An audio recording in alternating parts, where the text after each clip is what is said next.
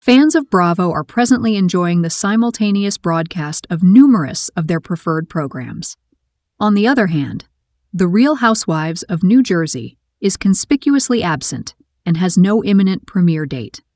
Margaret Josephs participated in an interview recently to address the future of the show, her perspectives on the debt issues with Teresa Giudice and Luis Teresa, and her sentiments regarding Dolores Catania's participation in The Real Housewives of Rhode Island, among other subjects. In 2024, the 14th season of Real Housewives of New Jersey was broadcast. However, Bravo opted to suspend its reunion and instead broadcast a watch party due to the significant divisions among the cast. As of now, there have been no official announcements concerning its return. The series was extensively discussed during Margaret's recent interview on the Reality Court podcast.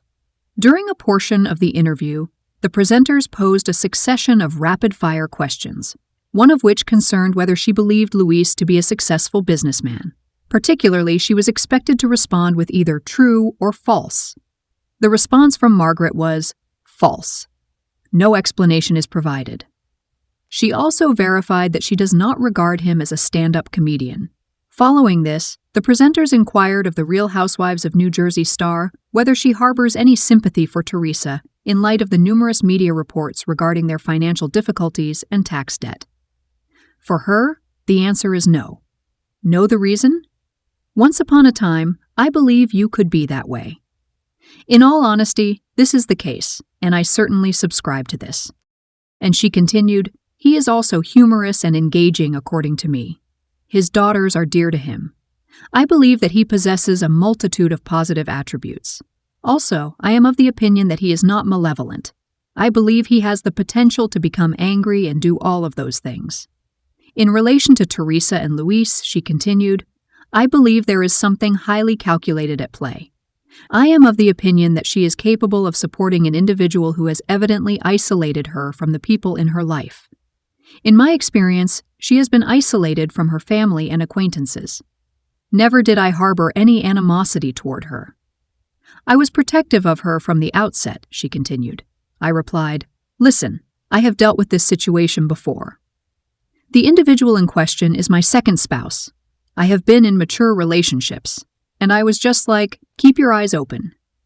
As you are aware, we are currently performing. I thought, okay, let's talk about the video. I was not being malicious in doing so. That video was not released by me. No, the video was not sent to me by my ex. To provide context, Teresa accused Margaret of publishing a peculiar video of Luis at a self-improvement camp. In the video, he is seen chanting affirmations while standing on a seashore without a shirt. Additionally, she stated, however, I do not harbor any sympathy for her. There were numerous individuals who conversed with her and simply advised her to ease up. She was advised by Andy Cohen to obtain a prenuptial agreement. However, they ultimately determined their own course of action. Things are finally happening that everyone had warned her about. Afterward, she stated, by the way, I feel terribly sorry for them. I have experienced severe adversity, and when one is in the public eye, one hopes that they are able to overcome it. I do not wish for unfortunate events to occur to her. There are 4 females in her household, in addition to everything else. However, it is important to note that she is violent. Margaret further elaborated on her sentiments regarding Teresa, stating, you know, she says horrible things about me on a daily basis, obsesses about her brother, and says horrible things about Melissa. While we are all going about our daily routines, she is seated there contemplating us. To conclude, I believe that is all. It is only natural that they also address the current state of the Real Housewives of New Jersey. Margaret responded, I am, in all honesty, when asked if she was unaware of its current status. Yes, I am aware that nothing is occurring. Let's say it this way. I am certain that nothing will transpire this year. Following this, she stated, nothing will occur until 2026.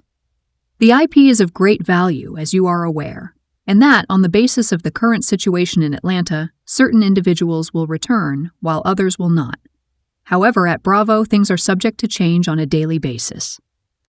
The interview continued, and they subsequently inquired as to whether she felt that Teresa and Joe Gorga could reconcile in a hypothetical scenario. Quite plainly, she replied, "No, no, no, I am unable to spot it." She then proceeded, "I think it's very sad." The presenters then commented on how sad this was. Personally, I find it to be quite disheartening. I am of the opinion that it is generational. "I stated this to Teresa," she continued. "This was my statement to Joe." Their father was unable to reconcile with Kathy's mother. Margaret then proceeded to elaborate on the fact that it is not uncommon for siblings to undergo periods of non-communication.